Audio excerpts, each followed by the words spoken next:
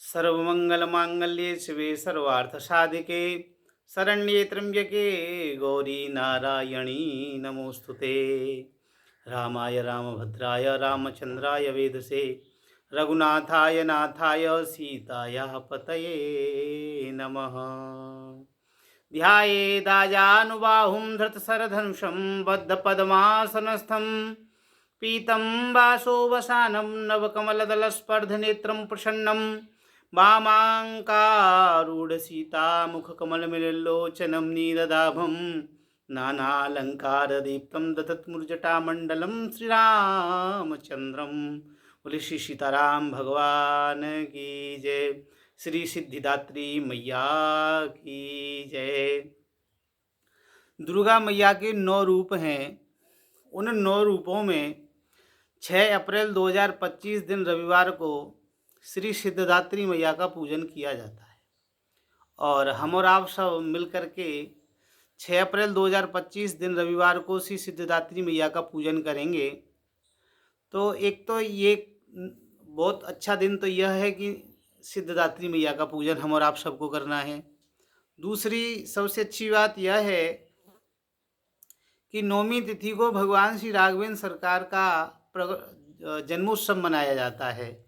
भगवान श्री राम जी प्रकट हुए थे, इस संसार के नियंता, इस संसार के संचालक, पालन पोषण करने वाले, इस संसार को जन्म देने वाले भगवान श्रीमन नारायण श्री हरि और श्री दशरथ जी श्री कौशल्या मैया के यहाँ बालक बनकर के आए, उनके पुत्र बनकर के आए।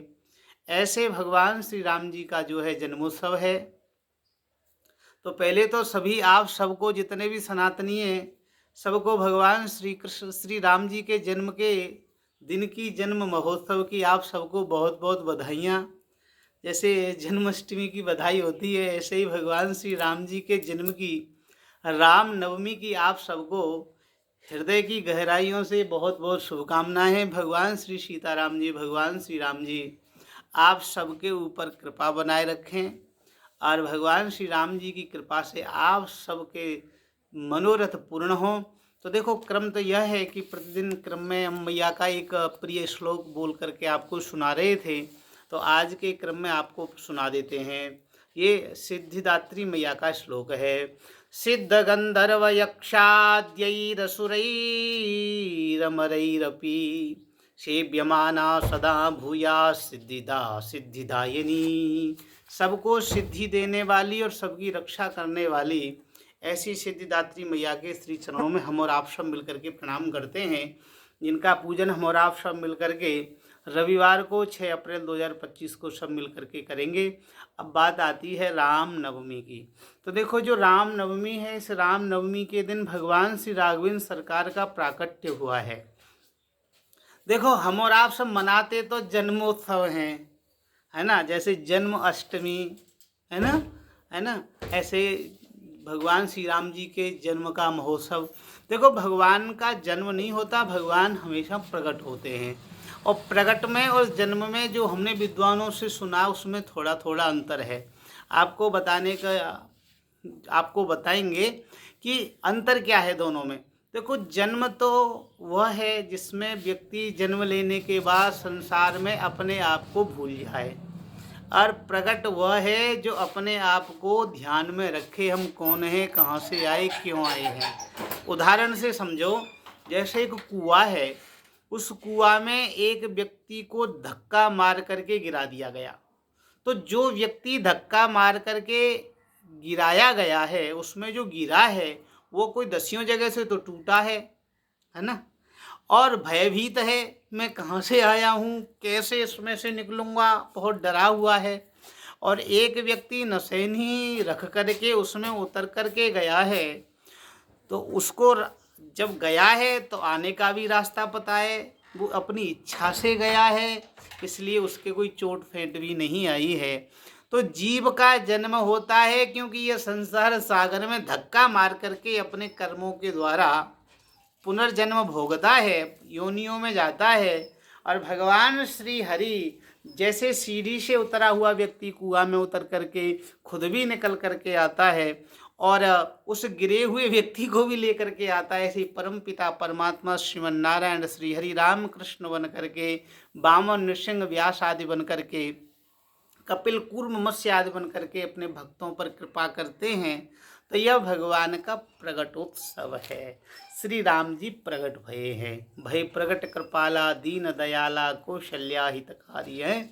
भगवान प्रगट भये हैं। तो इनके संबंध में श्री मानस जी में श्री तुलसीदास महाराज जी लिखते हैं, नौमी तिथि मधुमास पुनीता, शुक्ल पक्ष विजित हरिप्रीता, मध्य दिवस अति शीतन घामा। देखो भगवान श्री राम जी का जो जन्म है, भगवान श्री राम जी जो प्रकट भये हैं, तो भगवान श्री राम जी नौमी तिथि को, है ना, और मधु मास, मधु माने होता है चैत्र, ज्योतिष में मधु माने चैत्र। जैसे जनवरी फरवरी भी नाम है, चैत वैशाख भी नाम है, ऐसे ही ज्योतिष में चैत्र के महीना को मधु कहते हैं, वैशाख के को माधव कहते हैं, ऐसे करके उसमें 12 महीनाओं के 12 नाम हैं। तो चैत्र के पावन महीना में भगवान पुनीत परम पवित्र महीना है, शुक्ल पक्ष है, और भगवान अभिजित मुहूर्त में दोपहर में भगवान श्री राम जी का प्रादुर्भूत हुए हैं, प्रकट भये हैं भगवान श्री राम जी। मध्य दिवस अति शीत न घामा, और मध्य दिन है वही 12 बजे का, और न मौसम ठंडा है और न ज़्यादा गर्म है, न दोपहर की दोपहरी है और न शीतलता है। ऐसे समय में भगवान श्री राम जी प्रकट भये हैं। तो आप सबको भगवान श्री राम जी के प्रकटोत्सव की अनंत अनंत शुभकामनाएं।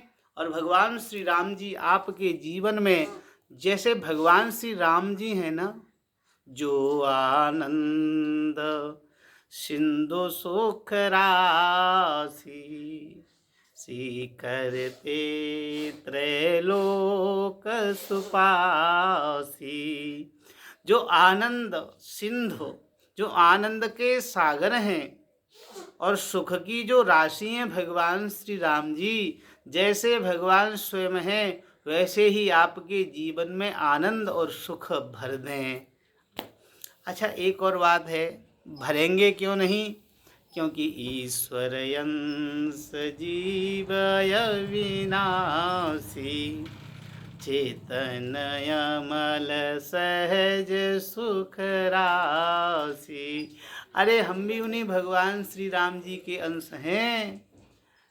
तो जब हम उनके अंश हैं, जब वह आनंद के समुद्र हैं, सुख के खजाने हैं, तो जब वह आनंद और सुख उनके पास में है, तो वह अपनी कृपा करुणा करके हमें भी अपने उस आनंद सुख समुद्र में से और सुख के खजाने में से अवश्य देंगे। और हम प्रार्थना करते हैं राघवेंद्र सरकार के श्री चरणों में कि वो आपके जीवन में भी खूब आनंद और सुख समृद्धि प्रदान करें।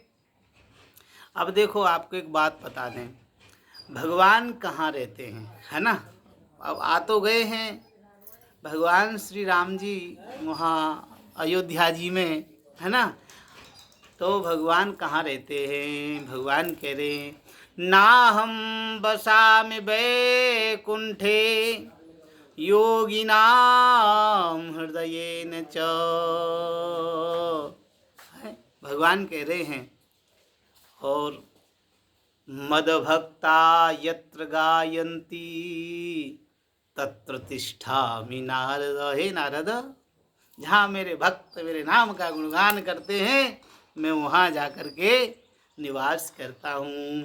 तो ये अयोध्यापति भगवान श्री राम हैं। जहाँ जहाँ इनकी कथा होती है, जहाँ जहाँ भगवान के भक्त इनका गायन करते हैं, वहाँ वहाँ यह भगवान पहुँच जाते हैं। तो ये हमारे भगवान श्री राम जी हैं। अच्छा, राम जी कौन है? कि रामो विग्रहवान धर्म। राम जी साक्षात मूर्तिमंत धर्म है। धर्म का कोई स्वरूप है तो श्री राम जी हैं। इसलिए ऐसे पावन भगवान श्री राम जी के प्रकटोत्सव की आप सबको मंगल बधाइयाँ। और भगवान श्री राम जी के प्रकट की कल राम नवमी है, तो हम और आप सब मिलकर के बड़े हर्षोल्लास के साथ में राम नवमी का उत्सव मनाएंगे। और भगवान श्री राम जी के जो भक्त हैं, श्री हनुमान जी, श्री भरत जी, श्री सुग्रीव आदि जितने भी हैं, वह सब आपके ऊपर कृपा करें। इसी के साथ में भगवान के प्रकटोत्सव की आप सबको